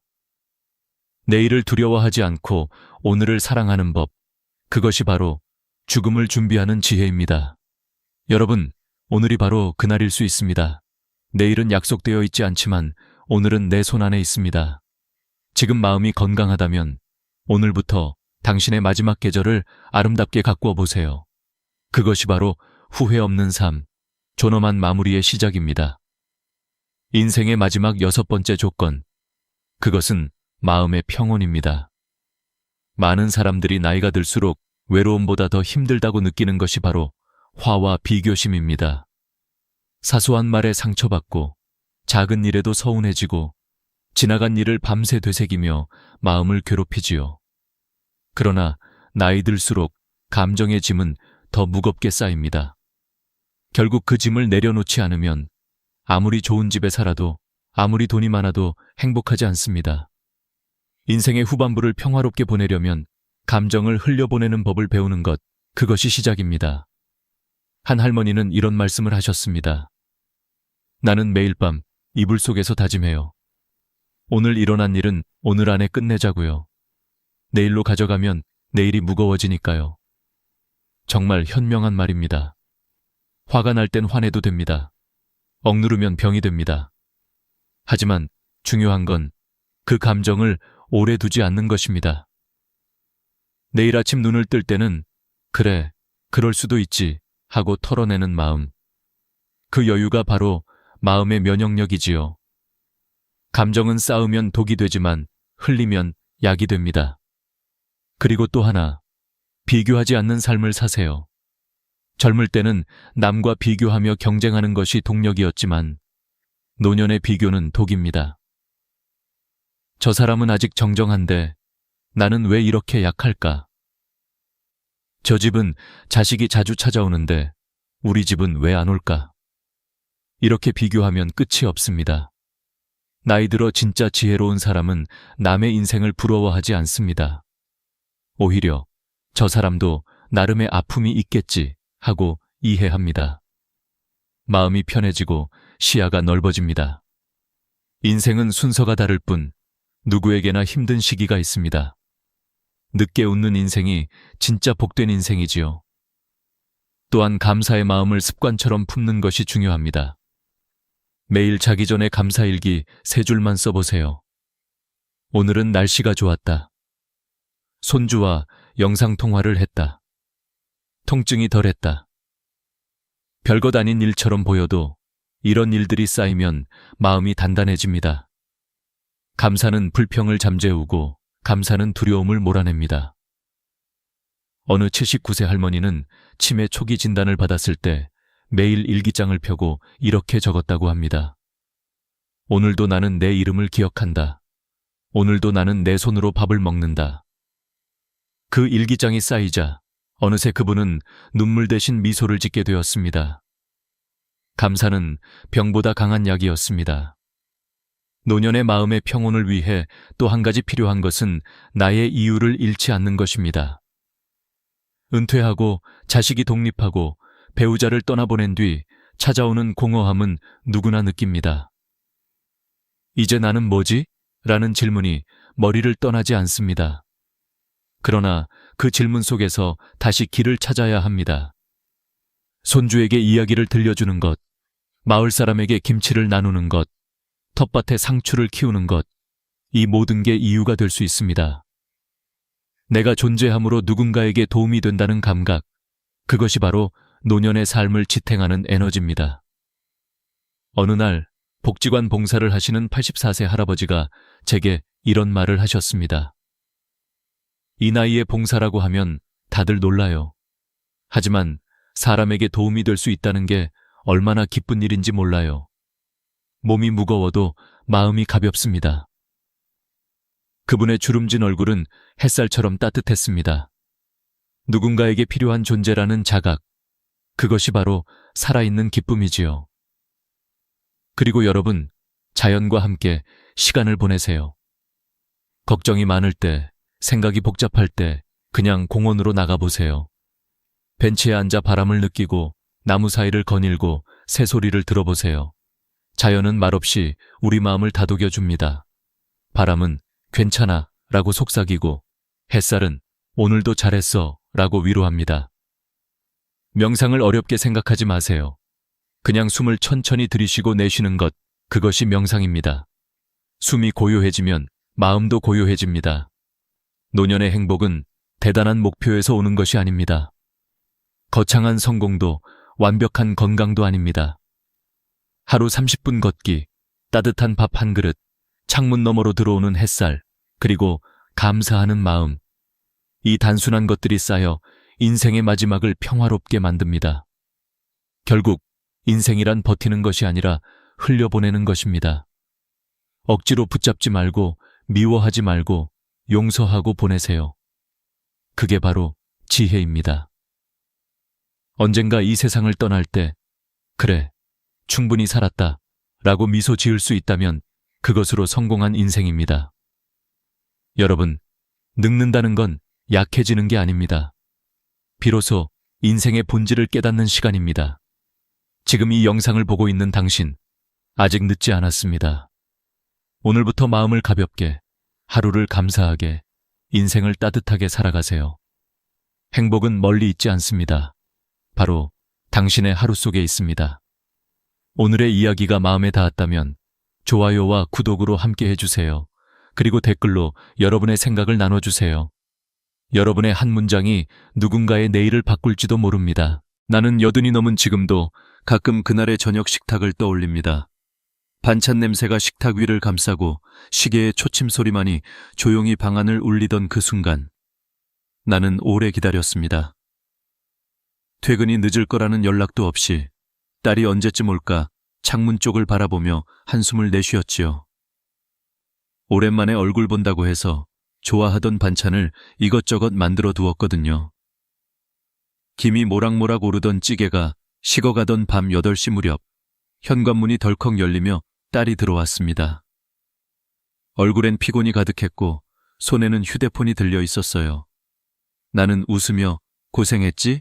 하고 말했지만 딸은 내 얼굴을 보지도 않고 식탁을 힐끗 보더니 이렇게 말했습니다. 엄마, 또 이런 거 했어? 나 반찬 지겹다고 했잖아. 그 말 한마디에 나는 젓가락을 들지도 못했습니다. 그때의 침묵은 아직도 내 가슴 어딘가에 남아 있습니다. 내가 뭘 잘못했을까? 그냥 따뜻한 밥 한 끼 먹이고 싶었던 마음뿐이었는데 딸은 그 마음을 보려 하지 않았습니다. 피곤하다고 말하며 방으로 들어가 문을 쾅 닫았습니다. 그 소리가 마치 내 가슴 문까지 닫아버린 것 같았죠. 나는 식탁 앞에 앉아 식은 찌개를 바라보았습니다. 그리고 생각했습니다. 내가 너를 어떻게 키웠는데. 그 말이 목 끝까지 올라왔지만 꾹 삼켰습니다. 그 말을 해봤자 딸이 달라질 리 없다는 걸 이미 알고 있었거든요. 오히려 딸은 이렇게 말했을 겁니다. 아, 또 시작이네. 엄마는 왜 맨날 감정적으로 굴어? 그렇게 말하면 나만 더 작아지고 내 마음은 더 허물어질 뿐이겠죠. 사람은 이상합니다. 가장 사랑하는 사람에게서 가장 깊은 상처를 받습니다. 남의 말에는 참고 웃을 수 있는데 자식의 말 한마디에는 마음이 무너집니다. 내가 이 아이한테 이렇게 무시당할 사람이었나 하는 생각이 밤마다 목을 조여옵니다. 하지만 여러분, 이제는 더 이상 참지 않아야 합니다. 사랑이 존중을 잃는 순간 그것은 사랑이 아니라 종속이 됩니다. 사랑이 깊을수록 경계가 필요합니다. 그렇지 않으면 그 사랑은 결국 자신을 파괴하죠. 그날 밤 나는 처음으로 내 마음을 지켜야겠다고 결심했습니다. 다음 날 딸이 방에서 나오자 나는 조용히 한마디를 꺼냈습니다. 연아야, 그 말, 너 친구한테도 그렇게 하니? 딸은 멈춰 섰습니다. 무슨 뜻인지 몰라서 나를 쳐다봤죠. 나는 고개를 들고 딸의 눈을 바라보며 천천히 말했습니다. 친구한테도 지겹다고 말해. 친구가 해준 밥에도 그런 말 해. 아니면 상처 줄까봐 참니? 그런데 왜 엄마한테는 그렇게 쉽게 말할 수 있니? 그 말이 공기 속에 길게 남았습니다. 딸은 아무 말도 하지 못했고 방으로 돌아가던 발걸음이 멈췄습니다. 한참 뒤 방문이 열리며 딸이 나왔습니다. 엄마, 내가 좀 예민했나 봐요. 미안해요. 그 한마디에 나는 눈을 감고 조용히 고개를 끄덕였습니다. 그날 밤 나는 깨달았습니다. 자식을 바꾸는 것은 잔소리나 눈물, 그리고 희생이 아니라 자각이라는 걸요. 내 말 한마디가 딸의 마음을 흔들었습니다. 너 친구한테도 그렇게 하니? 이 짧은 문장은 비난이 아니라 거울이었습니다. 자식이 자기 모습을 비춰보게 만드는 거울이죠. 그날 이후 나는 다짐했습니다. 이제는 감정으로 싸우지 않겠다고, 대신 존중을 요구하겠다고. 부모가 자식에게 진짜로 원하는 건 돈도 도움도 아닙니다. 단지 한 사람으로서의 존중입니다. 내가 쏟은 사랑이 무시받지 않기를 바라는 그 마음을 자식이 스스로 느끼게 해야 합니다. 사랑은 멈추지 않아도 됩니다. 하지만 희생은 멈춰야 합니다. 존중 없는 사랑은 결국 자신을 잃게 만듭니다. 그날의 식탁에서 나는 처음으로 내 삶의 주인이 나 자신임을 배웠습니다. 그리고 그 깨달음은 늦었지만 결코 헛되지 않았습니다. 그날 이후 나는 매일 이렇게 다짐합니다. 나는 누군가의 어머니이기 전에 한 사람이다. 그 한 문장이 나를 다시 세워주었습니다. 며칠 후 나는 또 다른 상처를 마주했습니다. 이번엔 아들 민석이었습니다. 그는 언제나 듬직한 아들이었고 성실하게 살았습니다. 아버지 없이 자라며 어린 동생까지 챙겼던 아이였으니 내 자랑이었죠. 나는 늘 생각했습니다. 우리 민석이 잘 돼야지. 그래야 내가 버틴 날들이 헛되지 않지. 그래서 남들보다 더 열심히 일했습니다. 새벽 도매시장부터 밤 배달까지 손에 굳은 살이 박혀도 두 아이가 굶지 않게 하겠다는 마음 하나로 살아왔습니다. 등록금이 부족하다고 하면 적금을 깨고 중고차가 필요하다고 하면 보험을 해약해서라도 마련해줬습니다. 그때 그는 나를 향해 웃으며 말했죠. 엄마, 나중에 다 갚을게요. 나는 그저 미소 지었습니다. 갚긴 뭘 갚아.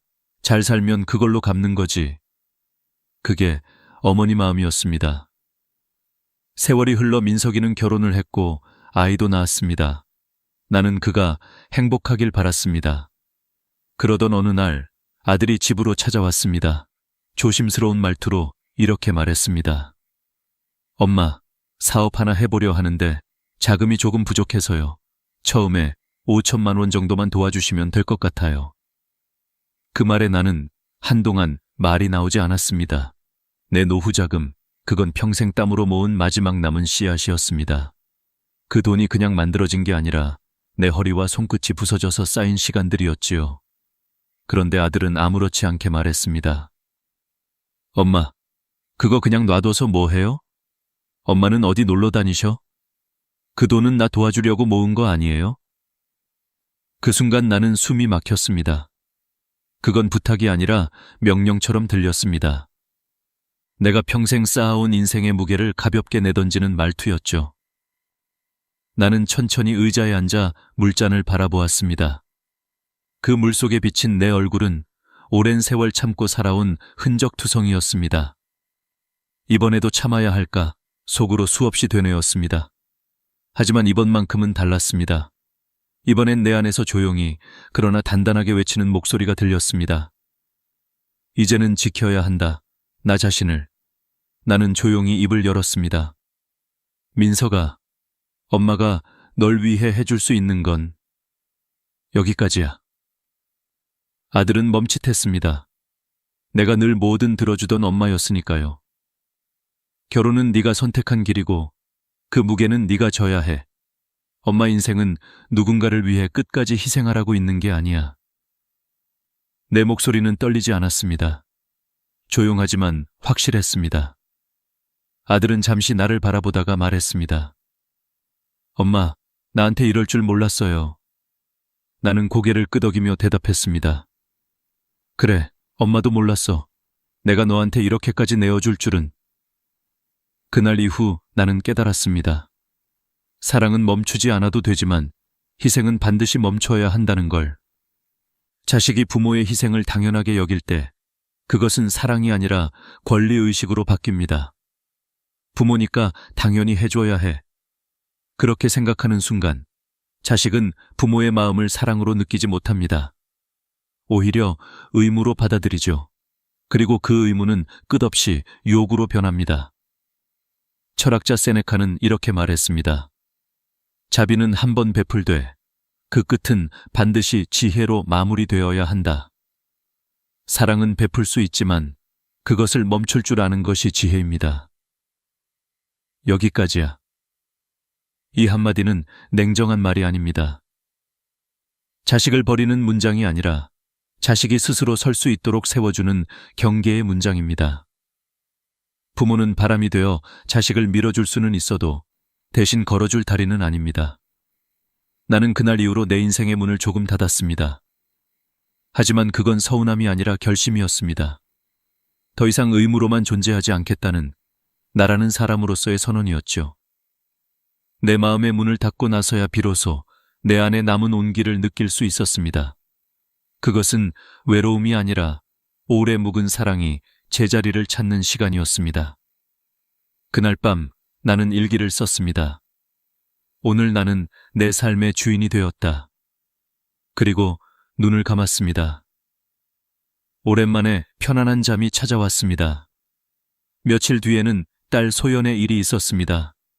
이번엔 돈이 아니라 말 한마디가 내 마음을 베어냈습니다. 그날 아침 소연이가 바쁘다며 나에게 부탁을 했습니다. 엄마, 은행 가서 서류만 좀 내주세요. 그냥 도장만 찍고 제출하면 돼요. 나는 은행이 낯설었지만 딸이 믿고 맡긴 일이니 도와주고 싶었습니다. 이른 아침부터 서류를 챙기고 버스를 타고 은행으로 갔지요. 대기표를 뽑고 오랜 시간 기다린 끝에 내 차례가 되어 창구로 갔습니다.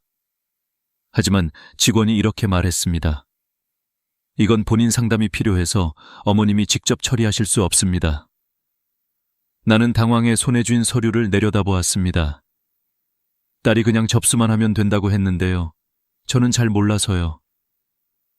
직원은 친절하게 설명했지만 말은 어렵고 절차는 복잡했습니다. 결국 나는 일을 마치지 못한 채 서류를 다시 챙겨 돌아왔습니다. 집에 도착하자마자 소연이에게 전화가 왔습니다. 엄마, 서류 냈어요. 나는 조심스레 대답했지요. 그게 상담이 필요하다 해서 그냥 돌아왔어. 그러자 딸의 목소리가 급격히 날카로워졌습니다. 엄마, 진짜 그것도 못해요? 그냥 내 말대로 서류만 내면 된다니까. 왜 그렇게 어렵게 만들어? 그 말에 나는 멍해졌습니다. 서류 하나 못 낸 게 아니라 나라는 사람이 무너지는 느낌이었습니다. 그리고 딸이 던진 다음 말은 내 가슴을 찢어버렸습니다. 엄마는 요즘 세상도 모르고 아무것도 못하면서 왜 자꾸 나서요? 순간 방 안의 공기가 멎었습니다. 딸의 말이 칼처럼 내 마음을 베었습니다. 그것은 단순한 질책이 아니었습니다. 마치 나라는 존재가 이제는 세상에 쓸모없는 사람이라는 선언처럼 들렸습니다. 그 말 속엔 세월이 쌓은 내 모든 노력이 지워지고 단지 늙고 무능한 사람으로만 규정된 나의 초상이 담겨 있었습니다. 나는 전화를 끊고 창밖을 바라봤습니다. 어둑한 하늘에 구름이 내려앉고 가로등 불빛이 흔들리더군요. 손끝이 떨리고 심장이 쿵쾅거리며 답답했습니다. 내가 이렇게까지 무시당할 사람이었나. 그날 밤 나는 한참을 앉아 있었습니다. 그리고 마음속에서 조용히 들려오는 목소리를 들었습니다. 이제는 말해야 한다. 더는 참으면 안 된다. 다음 날 아침 소연이가 거실로 나왔을 때 나는 조용히 말을 꺼냈습니다. 소연아, 엄마가 화난 이유는 서류 때문이 아니야. 딸은 의아한 표정으로 나를 바라봤습니다. 나는 천천히 말을 이었습니다. 엄마를 대하는 너의 말투, 엄마를 아무것도 아닌 사람처럼 여기는 그 태도, 그게 더 아파. 순간 딸의 눈빛이 흔들렸습니다. 하지만 나는 시선을 피하지 않았습니다. 엄마는 널 위해 뭐든 해주고 싶어. 하지만 그 전에 엄마가 사람 대접은 받아야 하지 않겠니? 네가 엄마를 필요로 하면서 왜 엄마의 존재는 무시하니? 그 말은 내 억울함을 풀기 위한 것이 아니라 한 인간으로서 존엄을 지키겠다는 선언이었습니다. 철학자 칸트는 말했습니다. 인간은 결코 수단이 되어서는 안 되며 언제나 목적 그 자체로 존중받아야 한다. 부모도 예외가 아닙니다. 사랑을 주는 존재이기 전에 존중받아야 할 인간 그 자체입니다. 그날 밤 소연이는 내 방 앞에 와서 말했습니다. 엄마, 미안해요. 엄마 말이 맞아요. 제가 너무 함부로 말했네요. 나는 고개를 끄덕이며 눈을 감았습니다. 그 말이 진심이라는 걸 느낄 수 있었으니까요. 그날 이후 나는 깨달았습니다. 존중은 우연히 받는 것이 아니라 스스로 지켜낼 때 생겨나는 것이라는 걸요. 부모가 스스로의 존엄을 지킬 때 자식은 비로소 사랑의 무게를 배웁니다. 우리가 아무 말 없이 참고만 살면 자식은 배울 기회를 잃습니다. 내가 존중을 지킬 때 그것이 바로 자식에게 가르침이 되는 것입니다. 그날 이후 나는 딸을 원망하지 않았습니다. 오히려 감사했습니다. 그 덕분에 나는 늦게나마 배웠으니까요. 나는 누군가의 엄마이기 전에 하나의 인간으로서 존중받아야 할 존재라는 것을요. 그 깨달음은 내 삶의 무게를 가볍게 만들었습니다. 존중은 멀리 있는 게 아니었습니다. 내 안에서 내가 나를 지킬 때 생겨나는 것이었습니다. 며칠이 지나고 또 다른 일이 생겼습니다. 이번엔 컴퓨터 때문이었습니다. 소연이가 전화를 걸어 말했습니다. 엄마, 컴퓨터 켜져 있어요. 내가 말하는 대로만 하면 돼요. 클릭 몇 번만 하세요. 그날 회사에서 프린트가 되지 않아 대신 서류를 인쇄해달라는 부탁이었지요. 나는 천천히 컴퓨터 전원을 켜고 화면을 바라보았습니다. 익숙하지 않은 로그인 창, 알 수 없는 영어 메시지들, 그리고 멈칫거리는 마우스. 손끝이 떨렸습니다. 이게 그 첨부 파일인가? 중얼거리며 한참을 찾았지만 아무리 눌러도 서류는 열리지 않았습니다. 결국 나는 다시 전화를 걸었습니다. 소연아, 이거 파일이 안 열리는데? 그때 딸의 말투가 툭 튀어나왔습니다. 아, 진짜 엄마는 이런 것도 못해요? 이래서 내가 뭐 좀 부탁하면 스트레스라니까. 그냥 스마트폰 하나도 제대로 못 다루면서. 그 순간 내 귀에 꽂힌 말은 단순한 짜증이 아니었습니다. 그건 선언처럼 들렸습니다. 엄마는 이제 아무것도 할 줄 모르는 사람이다. 마우스를 쥔 손이 천천히 내려앉았습니다. 내 인생이 갑자기 낡은 가구처럼 느껴졌습니다. 기술을 모른다는 이유로 뒤처진 사람으로 취급받는 현실이 그렇게 차가울 줄은 몰랐습니다. 나는 조용히 말을 꺼냈습니다. 소연아, 엄마는 못하는 게 아니라 모르는 거야. 모른다고 해서 무능한 건 아니야. 모르는 건 배우면 되는 거고 그걸로 사람 자체를 무시하면 안 돼. 딸은 그제야 숨을 고르며 말이 없었습니다. 하지만 나는 마지막으로 한마디를 덧붙였습니다. 네가 나보다 조금 더 많이 안다고 해서 엄마가 너보다 못한 사람이 되는 건 아니야. 그 순간 전화기 너머의 정적이 길게 이어졌습니다. 그리고 딸의 목소리가 낮게 떨렸습니다. 엄마, 미안해요. 제가 너무 예민했어요. 다시 알려드릴게요. 그 말이 끝나자 나는 조용히 눈을 감았습니다. 딸의 마음이 다치지 않길 바랐습니다. 그날 이후 소연이는 나에게 설명할 때 짜증을 내지 않았습니다. 천천히, 부드럽게 말했죠. 엄마, 이번엔 이렇게 해보세요. 그 작은 변화 하나가 내 마음을 따뜻하게 했습니다. 나는 깨달았습니다. 세상은 기술로 바뀌었지만 존중은 여전히 마음으로 전해진다는 것을. 요즘 사람들은 스마트폰을 잘 다루면 능력 있는 사람, 그렇지 않으면 뒤떨어진 사람이라 말합니다. 하지만 심리학에서는 이런 태도를 연령 편향이라 부릅니다. 나이가 많다는 이유로 능력이 없다고 단정하는 편견이지요. 그건 단순히 무례한 것이 아니라 관계를 병들게 하는 폭력입니다. 공자는 말했습니다. 늙은 이를 공경하되 그 뜻까지 헤아려야 한다. 겉으로 예의를 지키는 게 아니라 그 마음을 진심으로 이해해야 한다는 뜻이지요. 부모는 단지 무엇을 할 수 있느냐로 평가받는 존재가 아닙니다. 그들이 살아온 세월, 그 시간 속에 담긴 마음이 바로 존중의 이유입니다. 그날 이후 나는 작은 일에도 마음의 균형을 잃지 않으려 했습니다. 그리고 내 안에서 한 문장이 자라났습니다. 모른다고 해서 무능한 게 아니다.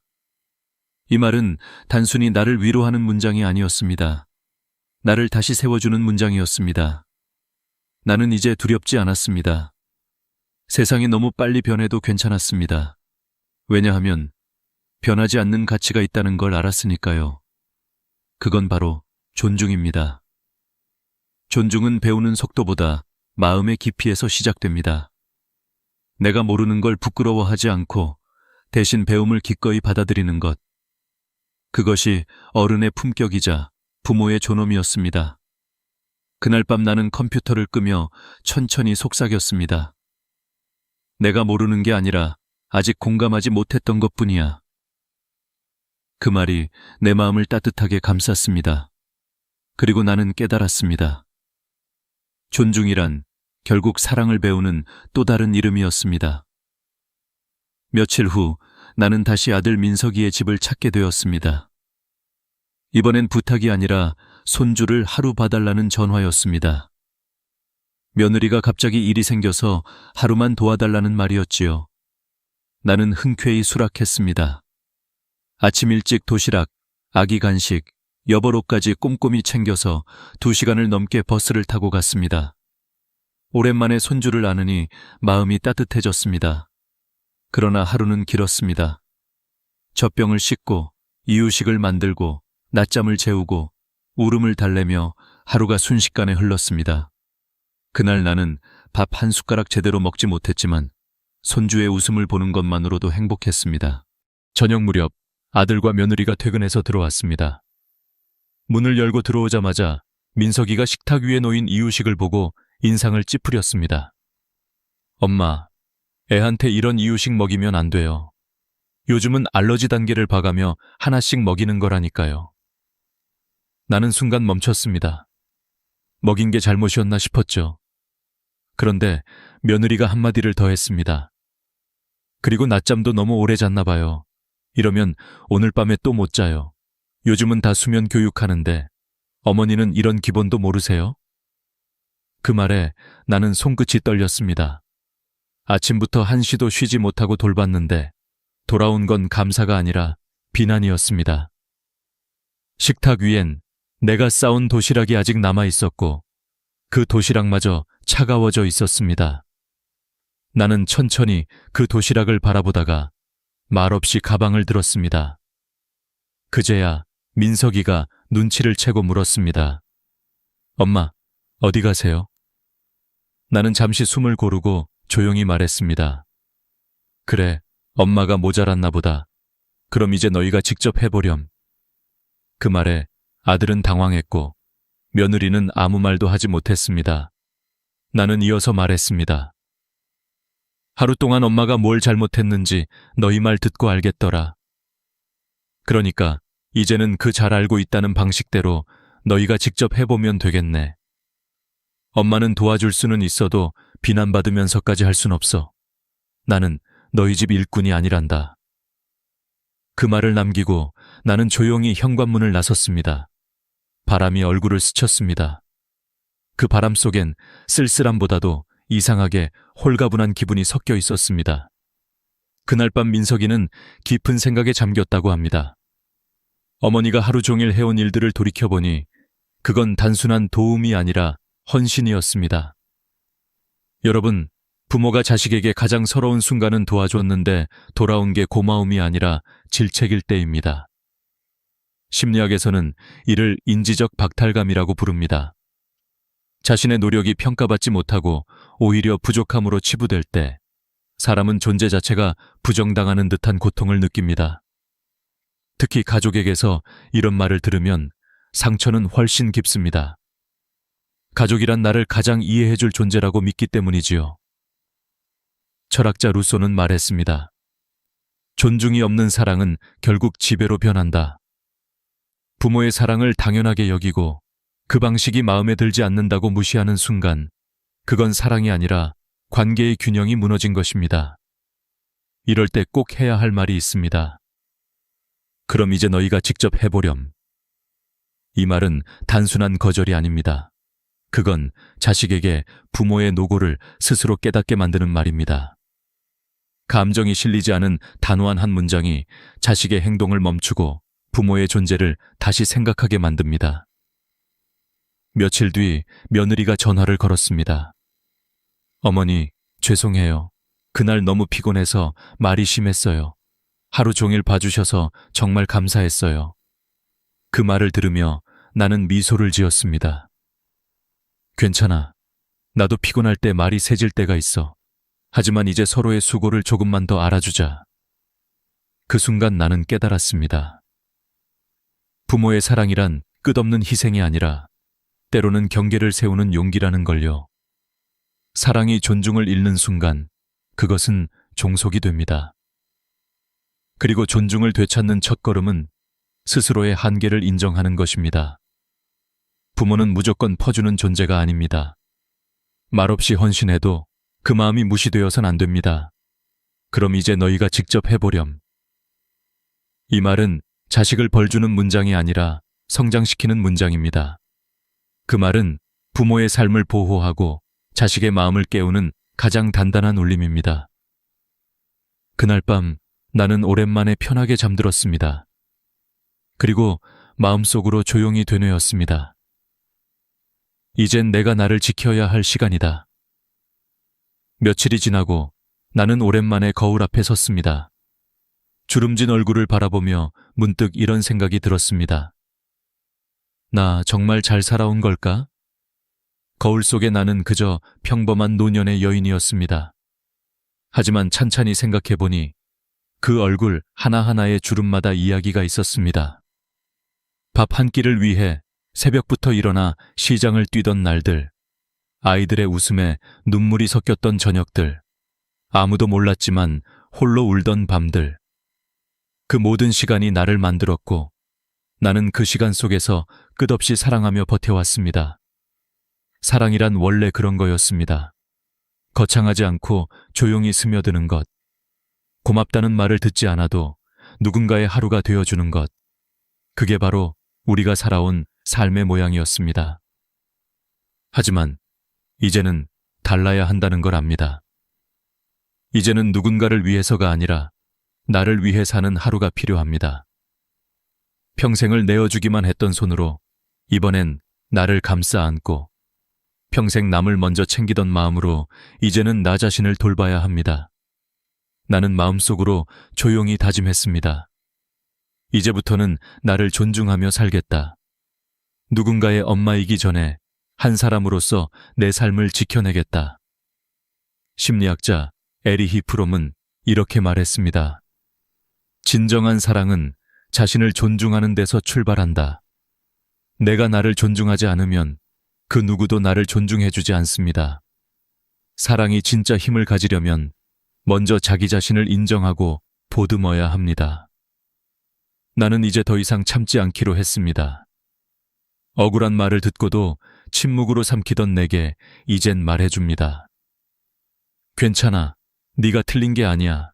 다만 너무 오래 참았을 뿐이야. 그 한마디가 마음의 짐을 조금씩 내려놓게 했습니다. 이제는 누군가를 설득하기 위해 애쓰지 않아도 됩니다. 내가 옳았음을 증명하지 않아도 괜찮습니다. 그저 조용히 나답게 내 삶을 걸어가면 됩니다. 우리가 살아온 세월 속에는 수많은 아픔이 있었습니다. 무시당한 말, 돌아오지 않은 고마움, 참아야만 했던 눈물. 하지만 그 모든 순간이 우리를 단단하게 만들었습니다. 그 상처 위에 피어난 연민과 이해가 이제는 지혜가 되어 있습니다. 이제는 누구에게 잘 보이기 위해 살지 않아도 됩니다. 늙었다는 이유로 작아질 필요도 없습니다. 세상은 변하지만 존엄은 스스로의 마음속에 있습니다. 나는 매일 아침 창문을 열며 스스로에게 이렇게 말합니다. 오늘 하루는 나를 위한 하루로 살자. 누군가를 원망하지 말고 어제의 상처에 머물지 말자. 지금 이 순간 숨을 쉬고 있다는 것만으로도 감사하자. 거울 앞에 나는 이제 더 이상 초라하지 않았습니다. 그 얼굴은 고생의 기록이 아니라 사랑의 증거였습니다. 그 눈가의 주름에는 참아온 시간들이 있었고 그 입가의 미소에는 포기하지 않은 용기가 있었습니다. 여러분, 우리가 살아온 인생은 결코 헛되지 않았습니다. 사랑하며 견디고 때로는 울고 다시 일어서며 배운 그 모든 날들이 인생의 진짜 의미입니다. 이제는 이렇게 말할 때가 됐습니다. 이제 괜찮아. 나는 충분히 잘 살아왔어. 그리고 마지막으로 이렇게 덧붙이고 싶습니다. 이제부터는 내가 나를 사랑할 차례야. 오늘 영상을 보시는 여러분, 혹시 마음속 어딘가에 오래된 상처가 있다면 부디 그 상처를 부드럽게 감싸주세요. 당신은 누군가의 어머니이자 한 사람의 인생이니까요. 오늘 이야기가 마음에 닿았다면 좋아요와 구독으로 함께 해주세요. 그리고 댓글로 여러분의 이야기를 들려주세요. 당신의 한 문장이 누군가의 내일을 바꿀지도 모릅니다. 오늘도 마음 따뜻한 하루 되세요. 이상으로 마음 풀고 가세요였습니다.